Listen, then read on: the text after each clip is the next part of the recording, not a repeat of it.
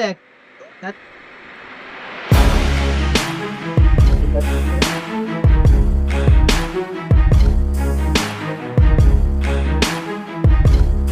Hey guys, welcome back my channel Nandini world official. তোমরা সবাই কেমন আছো? আমি বিন্দাস আছি। আর আজকের ব্লগটা হলো আমার ছোট ভাইয়ের বার্থডে নিয়ে। আর আমাকে যেতে বলেছিল সকাল মানে প্রথমে তো বলেছিল সকাল 6টা থেকে 6:30-র মধ্যে চলে যেতে। তারপর তাও ঠিক আছে, সকাল সকাল কালকে বললো সকাল সকাল চলে আসিস, কিন্তু আমাদের এখানে সকালে বৃষ্টি হচ্ছিল। তা আর তারপরে আমার ঘুম থেকে উঠতেও এখন বাজে, মানে আমি উঠেছিলাম তখন 11টা, এরকমভাবে আমি উঠেছিলাম। আর এখন রেডি হতে হতে এখন দেওয়া গেছে, রেডি হতে আমি অলমোস্ট হয়ে গেছি। তো আমার মানে আমার সেরকম কিছু বাকি নেই, কিন্তু দেওয়া রেডি হবে, গুড্ডু রেডি হবে। কটা বাজবে আমি জানি না, মায়ের কাছে গিয়ে বড্ড ঝাড় খাবো। মা ওকেশনগুলো একটু তাড়াতাড়ি যেতে বলে, আর আমি সেই দিনগুলোতেই এত দেরি করি যে কিছু বলার নেই। ঠিক আছে, চলো তাহলে, রেডি তো অলমোস্ট হয়ে গেছি, বাদ বাকি আছে, মাথা ফাতা আছে। তো চলো, রেডি হয়ে বেরিয়ে তোমাদের দেখাচ্ছি। এই যে বার্থডে হয়, এরই আজকে বার্থডে। আর আমি প্রথমে ওখানে ভয়েস দিয়েছিলাম, কিন্তু ওখানে ওরা এত বেশি কথা বলছিল, মানে লাইসেন্স, বাইক ফাইক এইসব নিয়ে এত বেশি কথা বলছিল যে আমি লাস্টে ভয়েসটাকে উড়িয়ে দিয়ে আমি এখানে ভয়েস ওভার। সব থেকে ভাগ্যের কথা হলো এই আজকে ঘরে আছে, ভাবতে পারছো? ও এখানে আমাদের রান্না রেডি, যেটা আমার ভাইয়ের জন্য বাড়া হয়ে গেছে। এখানে আছে 5 রকমের ভাজাভুজি, ভাত, পায়েস, মিষ্টি, চিকেন, ডাল, এগুলো। তো সব রকম খাওয়া দাওয়া করে আমরা পুরো টায়ার্ড হয়ে গেছি, আর প্রচন্ড গরম পড়ছিল। তো আমি ওরকম মানে শুয়ে থাকতে নিয়েই পড়েছিলাম। তারপর এরা আবার এখানে পিলো ফাইট করছিল। দেখো, মানে pillow fight, আর ওরা বলছে যে একটা জামা পরে নে। আমার জামাটা পরতে ছিল।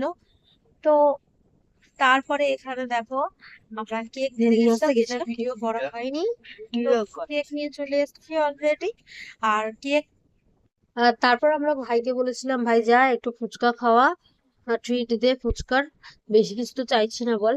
আসলে এটাও আমার চাওয়া উচিত নয়, কারণ আদার্স বছরে আমি যতটা পারি ততটা করি, কিন্তু এই বছর সেরকম কিছুই করা হয়নি। এই বছরে এমনি এমনি গেছে।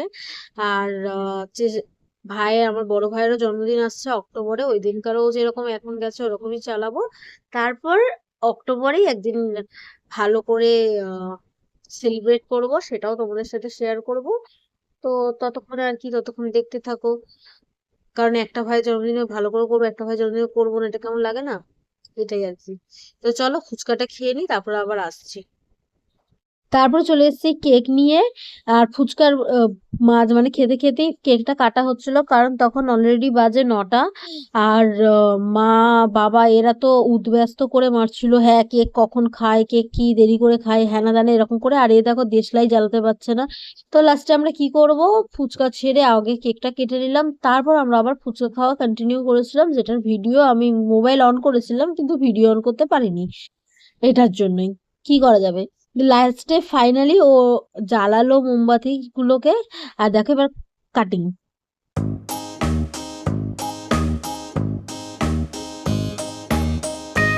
এখানে ও আবার মোমবাতি লেবাতে ভুলে গেছে, কেক কাটিং করে মোমবাতি লেবাচ্ছে, তাও আবার আমার বড় ভাই বলে দিল। বলে আমি জানি না কেন কেক কাটিং এর সময় না, মানে রিটার্ন যে কেক খাওয়াতে হয় ওটা না আমি ভুলেই যাই। আমাকে যে কেক খাওয়ায় আমি না খেয়ে নিই, তারপর মনে করি বাবা আমি তো কেক খাওয়াইনি, এরকম। আমি এখন নতুন থেকে দেখে গেছে। ফুল ভালো, সব খাওয়া ভালো। সেটা খাও, জলটা খাও। বাবা।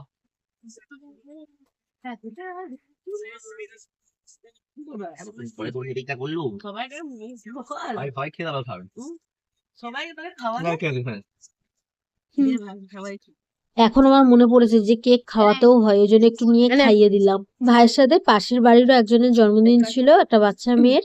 তো ওখান থেকে কেক পায়েস মিষ্টি এসছে, আমাদের বাড়ি থেকেও গেছে, আর এটা ওদের বাড়ি থেকে এসছে। তো এটা খেয়ে আমাদের লাস্ট রাতের ডিনার হয়ে গেছে। তারপর আমরা রাতের ডিনারটা কমপ্লিট করে নিই। দেখা হচ্ছে নেক্সট ভিডিওতে, ততক্ষণ লাইক শেয়ার সাবস্ক্রাইব করে দিও। টাটা।